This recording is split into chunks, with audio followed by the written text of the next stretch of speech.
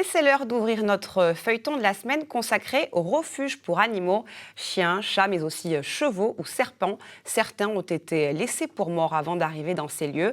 Dans le Tarn-et-Garonne, un pensionnat s'occupe de remettre sur pattes les équidés, car les chevaux sont parmi les espèces les plus abandonnées. Ce premier épisode est signé Pascal Félix avec Virginie Beaulieu. Crazy Pocket, ce petit poney, est l'un des plus anciens protégés des Trois d'Inde. Ce jour-là, il va être équipé de chaussons orthopédiques par le maréchal Ferrand. Et ajusté. Le pied en lui-même est assez sain. Par contre, à l'intérieur, voilà, ça a bougé, il y a une fourbure. Du coup, c'est pour ça qu'on va mettre des petites chaussures pour essayer de le soulager. Un premier sabot chaussé, presque du sur-mesure, puis le second. On va marcher un peu sur le dur là. De sortir, c'est pour ça. De premiers pas comme une délivrance pour ce poney atteint de nanisme qui ne pouvait presque plus se déplacer.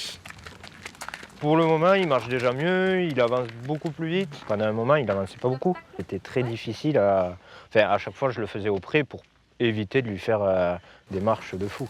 Crazy, c'est particulier. C'est un poney que j'ai récupéré chez des personnes qui avaient un manège à poney. Donc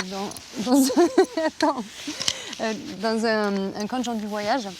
Et en fait, Crazy était tout petit, il n'avait même pas 6 mois. Il était déjà séparé de sa maman qui, elle, bossait dans les manèges. Et il avait... c'était le souffre-douleur des gamins. Quand je l'ai récupéré, il avait le nez pété, la mâchoire pétée, le bassin luxé.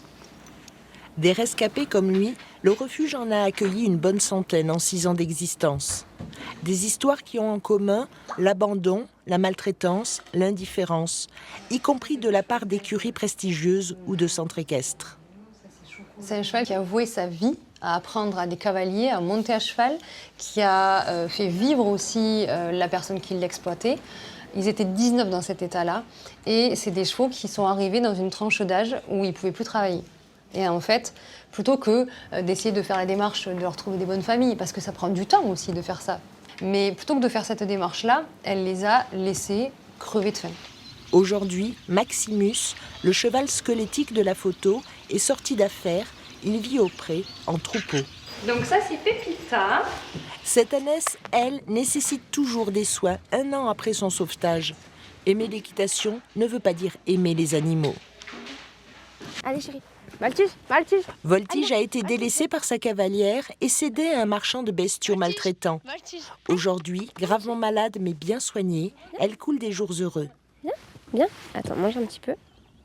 Notre but, c'est de leur donner la plus belle fin de vie possible, de les soulager au maximum jusqu'à ce que ça n'aille plus du tout et de les laisser partir convenablement. Elle a la joie de vivre. Ça vaut le coup de les voir soulagés et apaisés au maximum.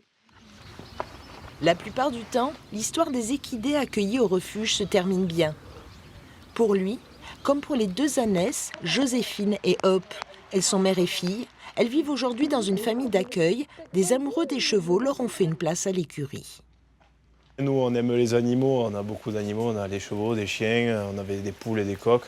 Donc ça fait toujours plaisir de pouvoir aider un refuge en accueillant des animaux pour leur donner une seconde vie, quoi.